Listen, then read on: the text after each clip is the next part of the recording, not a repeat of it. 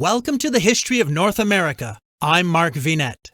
Our narrative takes us to Florida and the arrival of French Protestant Huguenot colonists in 1562. French Florida was a colonial territory established by French Huguenot colonists in what is now Florida and South Carolina between 1562 and 1565. The colonial endeavor was started following plans by the French Huguenot leader, Admiral of France, Gaspard de Coligny, to establish New World colonies where his persecuted Protestant co-religionists could safely establish themselves. A first landing in Florida territory was made by Jean Ribault, and a second by René Goulaine de Laudonnière in 1562, before moving north where he set up Charles Fort on Parris Island, South Carolina. Eric Yanis of the Other States of America podcast has graciously agreed to share his telling of this incredible story. This is the story of French Florida. Florida at this time was most securely claimed by the Spanish, who basically considered everything north of Mexico in North America to be Florida. By that same token, the English claimed pretty much all of North America because of the voyages of Giovanni Caboto, or John Cabot. But then there was the French with their own claims to North America, including Cartier's settlements and Giovanni de Verrazano's expedition up the eastern coast of North America. The early French maps chunked North America into a northern section that would be New France, and a southern section that would be Spanish Florida, with a nice convenient ocean in the middle, or sea, called the Sea of Verrazano. As the decades wore on, it became more and more apparent that this sea was imaginary. North America is one huge thing. There isn't a middle or Mediterranean-like sea. And so in the 1550s, with Spain and France at war with one another, France finally said, you know what? Maybe Florida is part of New France. If we can put men there, make a settlement there, that's more than the Spanish have managed to do up to this point. Maybe Florida is part of New France. And this will be the enduring question for the entire saga of French Florida. Is Florida part of New France? Now, why was Florida so ripe for the picking against the mighty Spanish Empire? Remember, they toppled the Incans. They toppled the Aztecs. Why haven't they taken over Florida? What happened there? Well, if you remember, Ponce de Leon ventured through Florida, along with many other explorers, and they all either ended up in failure, colonies that fell apart, and leaders who were killed by natives. Disaster.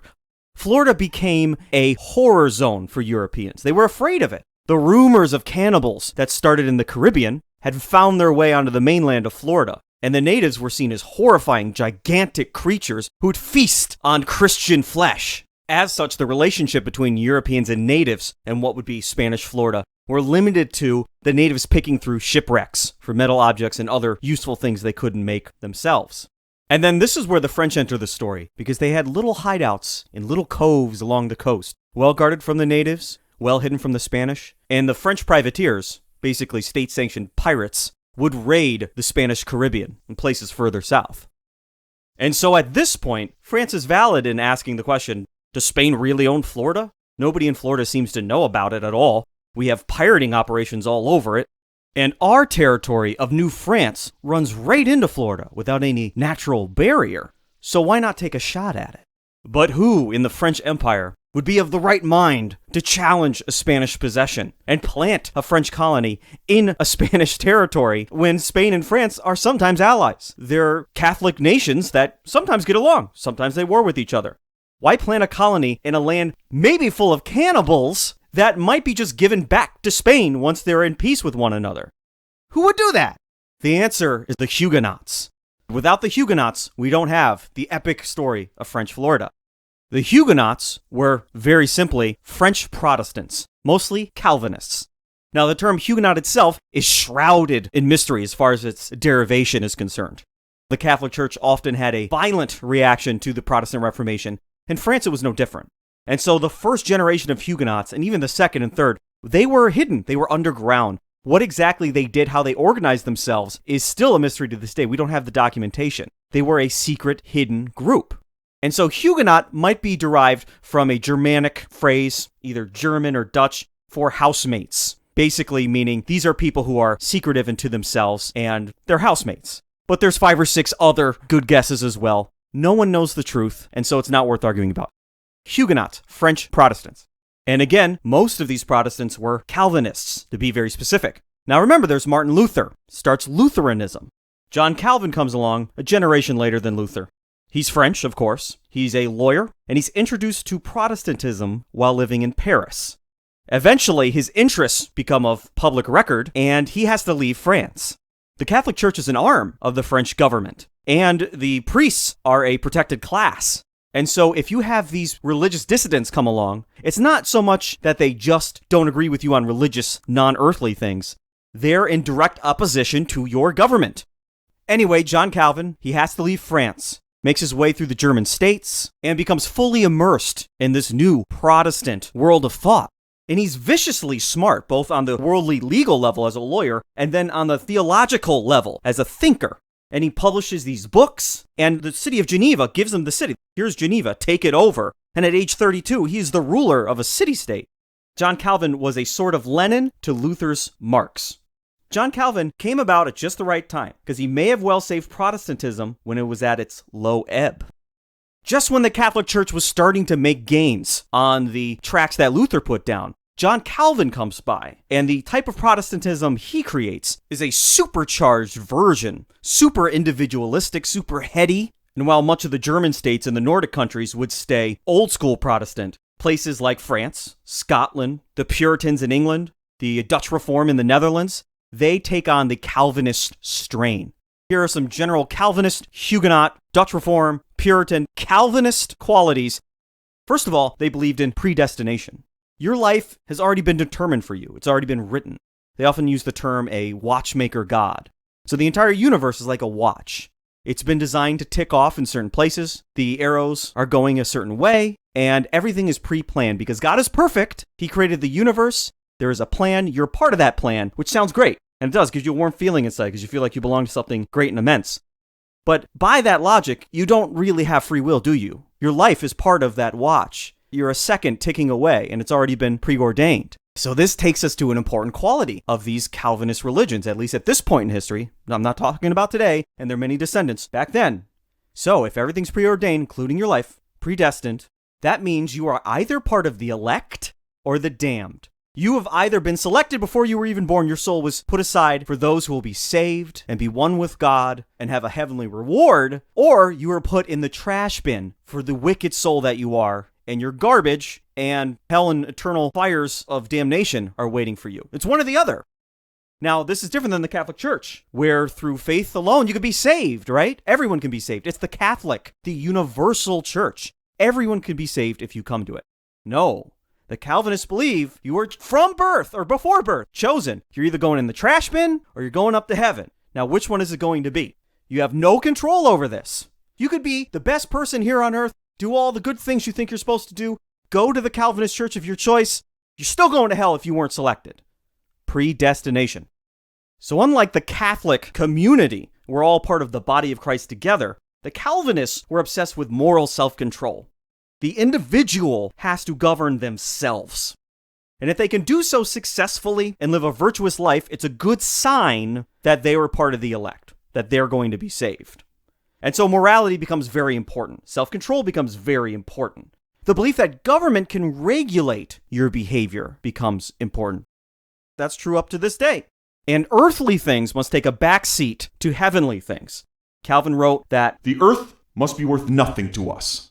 And so the Huguenots were mostly French Calvinists, not just Protestant, more specifically Calvinists. This was just incompatible with the French government and the Catholic Church. And the Huguenots were probably right in thinking that the Catholic Church had become of this world. They're literally a branch of the French government. And according to Calvinism, they need to reject this world. They need to work for something better. There is no compatibility between the two bodies. And what's going to happen in the decades after French Florida, we're going to see 9 civil wars. France has 9 civil wars in 32 years. And millions of people are going to die. Protestants and Calvinists especially, like Puritans, were obsessed with finding out if they were part of that elect. Were they part of that special group? So something they would do is they would make investments. They would work hard at skills. They would take risks to see if they would pay off. And if they received good fortune, that would be seen as a sign from the heavens that you were part of the elect, the special group. You got special treatment.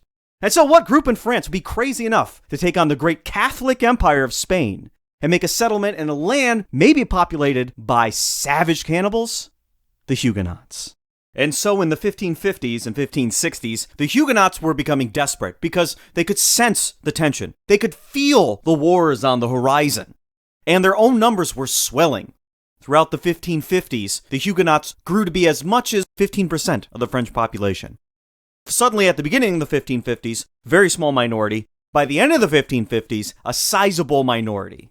The Huguenot cause became political. You had religious Huguenots. Then you had political Huguenots. Now, this is a whole new thing. These would be people who could rally around the Huguenot cause, but who were doing so for political reasons, because they didn't like the current power structure, who was in charge, who was making the laws, and they would be the new vanguard. With the Huguenot cause becoming both religious and political, it gained a lot of followers up at the higher echelons of French society, including the admiral of the French Navy himself. These high-ranking Huguenots, both within the Huguenot movement and the government of France, were concerned with how are we going to fit these new Protestants, our followers, our people who believe what we believe, how will they fit into French society, which is so very Catholic from both the cultural and political level. Now in the 1550s, Admiral Coligny set up colonies in and around what we would now call Brazil, right in the heart of Latin America. A large portion of the settlers in these colonies were Huguenots. The admiral put them on the fringes of the empire versus other Catholic powers, because who could you trust inside of the French Empire to be loyal against another Catholic power? Well, your Huguenot minority. Unlike the admiral's failed colonies in the past, Florida would be right on the edge there. You might be able to get away with digging in. And the admiral was no political Huguenot. He was a personal friend of John Calvin, and he took his religion seriously. Who would be in charge of French Florida? Who would help him with his venture? He chose two lesser nobles, René de Laudonnière, his own kin, and Jean Ribault, both experienced naval men and soldiers and staunch Huguenots from the north of France. Ribault having some experience in the New World, having worked for Sebastian Cabot, John Cabot's son, Giovanni Caboto's son, and converted after that point to Protestantism. Now this is where the American myth of French Florida kind of overshadows it. You have a group of Protestants coming to the New World to seek religious freedom by finding a little tiny area of the earth that they can isolate themselves and be free. That's the myth that we apply to Plymouth, and some have applied it to French Florida. It's like the Plymouth 60 years beforehand. But we can't think of it that way. That's how American writers want to color this venture. But many people would be involved in French Florida simply for the money. And a large chunk of the population, although not the majority, weren't even Huguenots. So let's not think of that Puritan myth. Let's not think of that Plymouth Pilgrim myth. Let's not color French Florida with that. Instead of religious dissidents looking for freedom, these were religious dissidents looking to fit in to an empire, followed by a large chunk of their population that is just going to be there for profit and adventure. Laudonnière and Ribault are tasked with scouting out a new location to start this new colony. And so in February of 1562, Coligny finances some ships for them, and they head off to what would now be the southeast coast of the United States. Not exactly Florida, because remember, Spanish Florida was a much larger amount of territory. They spot the coast of North America at the very end of April, and they make landfall on May 1st. Where they landed, there was a beautiful river, and they named it the River of May. Now we call it the St. John's River. Jean Ribault remarked that The land was the fairest, fruitfulest, and pleasantest of all the world. as they traveled up the coast, they left large marble columns, both marking their progression and claiming the land for France. Furthermore, they ran into some extremely friendly natives called the Tamuka. They're described by the Spanish and the French as just giants, with tattoos all over their bodies. And while the Spanish feared them as cannibals, the French very quickly realized that they were friendly. They wanted to trade, and they had a healthy hatred of the Spanish, who occasionally plundered their way through the peninsula of Florida. The Spanish found them easy prey from time to time, because although at their height, the Tamuka may have numbered anywhere from 200,000 to 900,000 in population, they were not united. They were not like the Haudenosaunee far to the north, and existed in separate chiefdoms, perhaps as many as 35. Now, the Tamuka greatly outnumbered the Iroquois at any point in their pre-Columbian or early Columbian existence, but were never united. So if the two groups, which had no connection to one another, But just in my mind, in an alternative reality, if they came to blows, a united Tamuka would completely overwhelm the Haudenosaunee. But that never happened. There's some debate over where the Tamuka language came from. It might have actually came from a Caribbean or South American group from long ago. Or though some people classify it as a Siouan language, but then most people say no, it's probably not part of that. So they spoke a language that was remarkably different than those around them. They had matriarchal systems, they had clans, they practiced slash and burn agriculture, they had pottery, they used weirs for fishing, they had round dwellings, not like longhouses. They had similar crops to all the native groups in the southeast United States, corn, beans, squash, but they also had melons and all sorts of tropical things that you would find growing in the southeast United States or in Florida. And that's part of the reason why there were so many Tamuka, because they lived in an area where the land just gave and gave and gave, that had 3 or 4 growing seasons. The Tamuka had classes, they had hierarchies. There were certain people who were treated better, there were certain people who were the leaders, and they were inaccessible to the lower classes. I find this generally, the further you go in North America, as far as the Native American groups go, the more social hierarchy there is, the more distinction, the more classes there are, the less social mobility. The Tamuka have chiefs, they have kings of sorts, and you can't make it into that class unless you're part of a certain clan, certain family. And this upper class of chiefs, they ruled over 5 to 10 villages each. And so there were lots of little Tamuka states all warring with each other. So when the French showed up, were far different than the Spanish in their attitudes. The Tamuka were like, thank God, I have an ally here. And as much as they were thinking about the Spanish, they were also thinking about their other enemy chiefs in the Tamuka villages just over the next hill. The Tamukans, in speaking with the French, realized very quickly they were interested in gold and silver. And so, suddenly, all these stories began to appear. And the French were hearing about cities of gold further inland, in a magical land called Appalachia, up in the mountains. And if you would only ally with us, we could show you exactly how to get there. So here are the French, surrounded by friendly strangers, in the wonderful southeast United States. In May, weather's great, there seems to be food everywhere, there's magical cities of gold just over the next hill.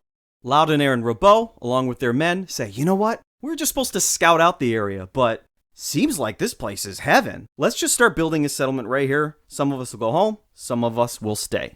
The party scout out a good site on what is now Parris Island, South Carolina. Again, Florida is a much larger area at this time than the current U.S. state.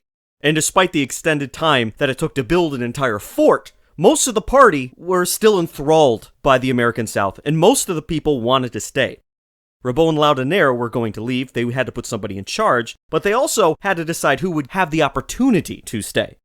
From their group, they only chose 30 people, and they put in charge of those 30 people Captain Albert de la Pierria, and they named their new fort Charles Fort, after King Charles IX, King of France. And then on June 11th, Ribault and Laudonnière left Charles Fort for France, promising to return in 6 months' time to their little Huguenot paradise in the subtropics of the Americas. After centuries, most Huguenots have assimilated into the various societies and cultures where they settled, including Catholic Quebec in Canada. Today, there are some Reformed communities around the world, including the United States, that continue to retain their Huguenot identity.